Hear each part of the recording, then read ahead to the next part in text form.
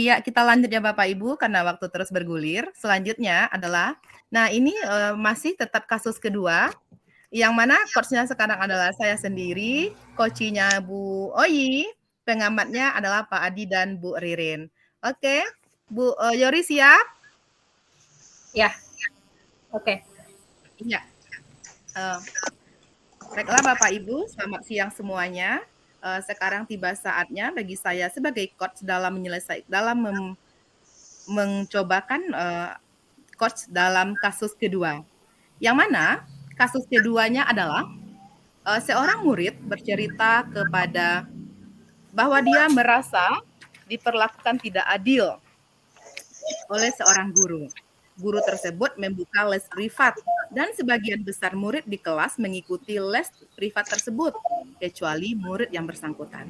Murid tersebut merasa tidak nyaman, bahkan murid tersebut juga merasa bahwa nilai yang diberikan pun tidak adil. Para murid yang mengikuti les guru tersebut mendapatkan nilai yang lebih baik dari murid tersebut. Bagaimanakah cara Anda menanggapi hal ini? Nah, ceritanya adalah saya Zora Oktama sebagai guru kelas 7 memperhatikan seorang murid perempuan bernama Lia. Setiap pembelajaran matematika bersama Bu Pika, Lia terlihat murung dan sedih. Saya sebagai wali kelas merasa penasaran karena selama ini saya lihat Lia adalah anak yang berpotensi di pelajaran matematika. Suatu hari, saya mengajak Lia berbincang-bincang di taman sekolah. Nah, begini percakapan kami. Assalamualaikum, Lia. Waalaikumsalam, Bu.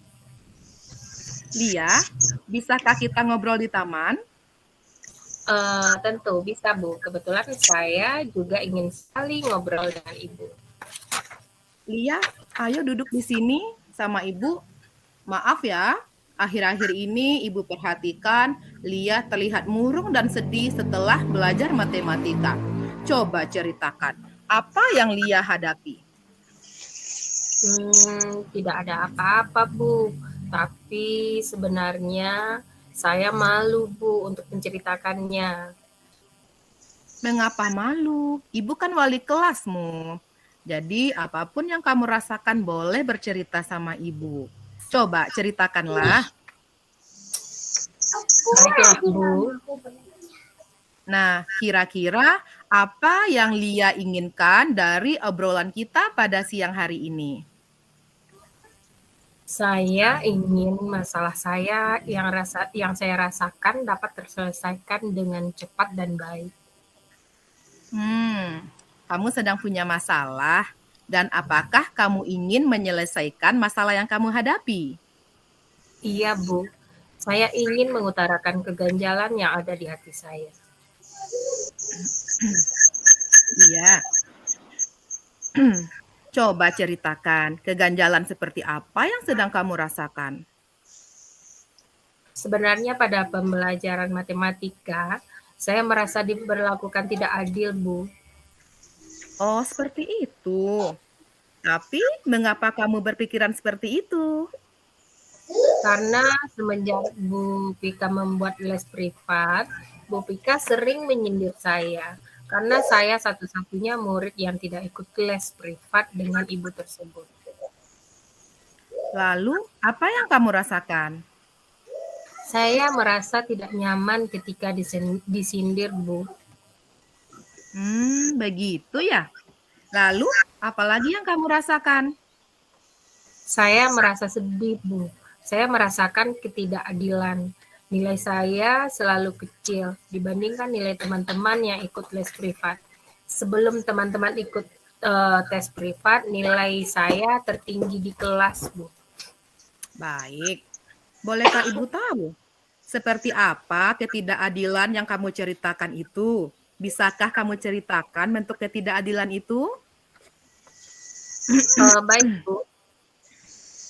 Begini, Bu, rasanya saya sudah menjawab soal-soal dengan benar, tapi kenapa nilai saya masih rendah? Setelah adanya masalah ini, langkah apa saja yang sudah Lia lakukan untuk menyelesaikannya? Selama ini saya sudah rajin belajar loh Bu, dan selalu mengulang pelajaran matematika dari Bu Pika. Jadi saya menduga nilai rendah yang saya dapatkan karena tidak mengikuti les privat di tempat Bu Pika. Apakah sebelumnya Lia sudah pernah mendiskusikan hal ini dengan Bu Pika? Belum sih Bu, tapi saya lihat sebelum teman-teman ikut les privat, nilai saya selalu paling tinggi. Namun setelah mereka ikut les, nilai saya selalu lebih kecil dari teman-teman. Jadi apa nih yang akan Lia lakukan sekarang untuk menyelesaikan hal ini? Saya sebenarnya sudah punya kontak Bu Pika untuk mengkonfirmasi dugaan saya ini, tapi saya takut Bu. Nah, kenapa tidak kamu lakukan? Ya karena Kenapa saya kamu takut nanti oh saya iya. dimarahi. Itulah mengapa Nah, saya ragu-ragu untuk menghubungi Bu Pika. apakah selama ini Bu Pika marah? Dulunya sih baik Bu, saat menjelaskan pelajaran juga membuat saya mengerti. Dan saya senang belajar matematika dengan Bu Pika. Nah, mengapa tidak kamu coba saja dulu? Mungkin bisa menyelesaikan masalahmu. Iya juga ya Bu, mungkin saya harus menghubungi Bu Pika terlebih dahulu ya Bu. Wah, ide bagus, ide bagus. Ibu suka. Setelah nanti kamu menghubungi Bu Pika, apa yang akan ingin kamu sampaikan? Saya ingin menanyakan apakah kalau tidak ikut les privat itu akan mempengaruhi nilai saya di kelas. Dan saya ingin mengkonfirmasi mengapa nilai saya mendapat nilai rendah, Bu. Nah, betul itu, betul. Kamu bisa melakukannya. Selain itu, apa kekuatan kamu untuk tetap memiliki nilai tertinggi di kelas sebelumnya? Ini Bu, saya sebelumnya selalu juara kelas dan selalu belajar dengan rajin dan mencari referensi lain untuk sumber belajar saya. Jadi, setelah ini apa yang akan kamu lakukan? Saya akan tetap bertanya kepada Bu Pika dan memeriksa kembali lembar jawaban ujian saya, Bu. Wah, bagus itu. Ibu suka solusimu. Ada lagi nggak solusi lainnya? Saya rasa kalau untuk ikut les tidak bisa, Bu. Tapi saya bisa minta bantuan Arini, teman sebangku saya yang ikut les privat. Bu, Arini adalah teman baik saya yang selalu bersedia membantu saya kalau kesulitan belajar matematika, Bu. Nah, mantap itu. Selanjutnya, apa rencanamu ke depan untuk mencapai tujuanmu itu? Pertama-tama, saya akan menghubungi Bu Pika terlebih dahulu dan menginformasikan kebenaran dugaan saya. Kedua, saya akan meminta bantuan Arini untuk membantu kesulitan saya dalam belajar matematika. Bagus sekali. Ibu suka rencanamu. Tapi komitmen apa yang akan kamu lakukan supaya rencanamu itu sesuai dan berjalan lancar, Lia? Saya akan memberanikan diri untuk menghubungi Bu Pika dan akan berhati-hati menjawab pertanyaan ketika ujian, Bu. Bagus.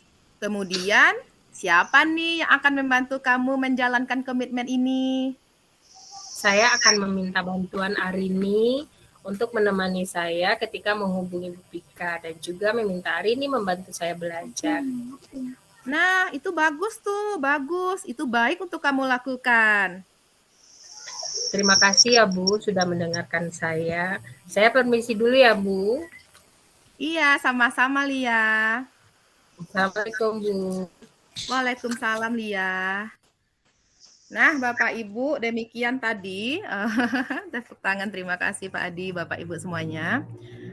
Tadi kami sudah memperagakan coach menyelesaikan masalah kasus kedua. Saya coachnya dan Bu Yuri sebagai coaching. Nah, selanjutnya waktu bagi Pak Adi dan Bu Ririn untuk memberikan umpan balik kepada yang telah kami lakukan.